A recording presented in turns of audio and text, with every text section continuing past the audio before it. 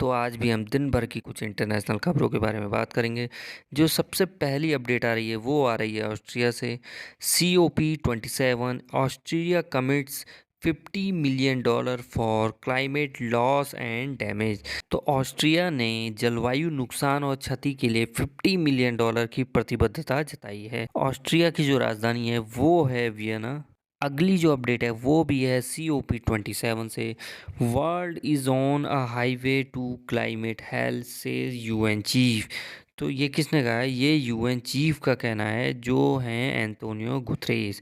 तो उन्होंने क्या कहा है? While flagging the climate crisis, Antonio Guterres called for a climate solidarity pact in which all countries make an effort to reduce emissions this decade to keep global warming under 1.5 degrees Celsius over pre-industrial levels। COP27 climate summit जो हो रहा है वो हो रहा है Egypt के अंदर। संयुक्त राष्ट्र मतलब यूनाइटेड नेशन की जो स्थापना हुई थी वो हुई थी 24 अक्टूबर 1945 को। मुख्यालय है यूएन का न्यूयॉर्क USA के अंदर। सदस्य देशों की संख्या है यूएन के अंदर 193 और सचिव हैं इस टाइम पे यूएन के एंटोनियो गुतरेस। नेक्स्ट जो अपडेट आ रही है वो आ रही है यूक्रेन की तरफ से।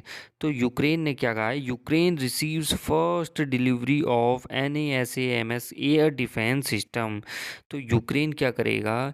यूक्रेन को NASAMS वायु रक्षा प्रणालियों की पहली डिलीवरी मिल गई है। तो यूक्रेन को ये एक क्या मिला है? एयर डिफेंस सिस्टम मिला है, क्योंकि रूस और यूक्रेन के बीच जो युद्ध चल रहा है उसमें काफ़ी ज़्यादा नुकसान उठाना पड़ रहा है हवाई हमलों के द्वारा यूक्रेन को, जो कि रशिया की तरफ से किए जा रहे हैं। यूक्रेन की जो राजधानी है वो है कीव। यूक्रेन के राष्ट्रपति हैं जेलेंस्की और यूक्रेन की जो करेंसी है वो है यूक्रेनियन रिविन्या। यूक्रेन को जो है यूरोपीय देश काफ़ी ज़्यादा मदद कर रहे हैं, जिसमें से मदद करने में सबसे ज़्यादा जो आगे हैं वो है अमेरिका। नेक्स्ट जो अपडेट है वो आ रही है रशिया से।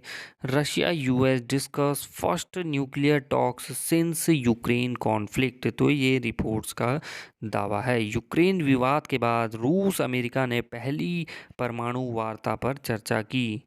Talks between the two sides of strategic stability have been frozen since Russia began its military campaign in Ukraine on February 24, even as the New START treaty on nuclear arms reduction stay in effect। Reports कह रही हैं कि युद्ध के बाद से अभी तक रशिया और US की जो है ये फर्स्ट न्यूक्लियर टॉक्स है यूक्रेन कॉन्फ्लिक्ट को लेके। तो देखते हैं क्या रशिया और US सच में बात कर रहे हैं आपस में मिलके। नेक्स्ट जो अपडेट है वो है यूरोप से।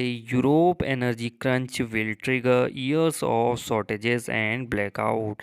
तो यूरोप की ऊर्जा की कमी वर्षों की कमी और ब्लैकआउट को ट्रिगर करेगी। Much deeper cost will be borne by the world's poorest countries which have been shut out of the natural gas market by Europe suddenly ravenous demand. तो रूस और यूक्रेन युद्ध के बाद से काफ़ी ज़्यादा रशिया पे सैंक्शन लगाए गए हैं अमेरिका की तरफ से। तो यूरोप की जो कंट्रियां हैं और जो नेटो देश हैं वो क्या कर रही हैं? रूस से नेचुरल गैस नहीं ले पा रहे हैं, क्योंकि अमेरिका ने उस पर काफ़ी ज़्यादा सैंक्शन लगाए हुए हैं। और नॉर्थ स्ट्रीम पाइपलाइन भी इस टाइम पे डैमेज हो चुकी है, जिस वजह से काफ़ी ज़्यादा प्राइस बढ़ने वाले हैं एनर्जी के यूरोपीय कंट्रियों में, क्योंकि वहाँ एनर्जी सप्लाई होगी नहीं, गैस वगैरह किल्लत होगी, क्योंकि यूरोप की जो कंट्रियाँ हैं वो ठंडे इलाकों में हैं जिनका जो टेम्परेचर है वो -डिग्री टेम्परेचर तक चले जाता है। तो अमेरिका के सैंक्शंस के वजह से जो यूरोप की जो कंट्रियां हैं वो अमेरिका से ही गैस खरीदने को मजबूर हैं, क्योंकि वहाँ उनको काफ़ी ज़्यादा हाई प्राइस में गैस खरीदनी पड़ रही है। नेक्स्ट जो अपडेट है वो आ रही है इंडोनेशिया से। G20 होस्ट इंडोनेशिया से Putin may seek to join summit virtually. तो G20 के जो इस बार के होस्ट हैं वो हैं इंडोनेशिया। तो उन्होंने कहा है कि Putin may seek to join summit virtually. Indonesia की जो राजधानी है वो है जकार्ता और इंडोनेशिया की जो मुद्रा है वो है इंडोनेशियाई रुपया।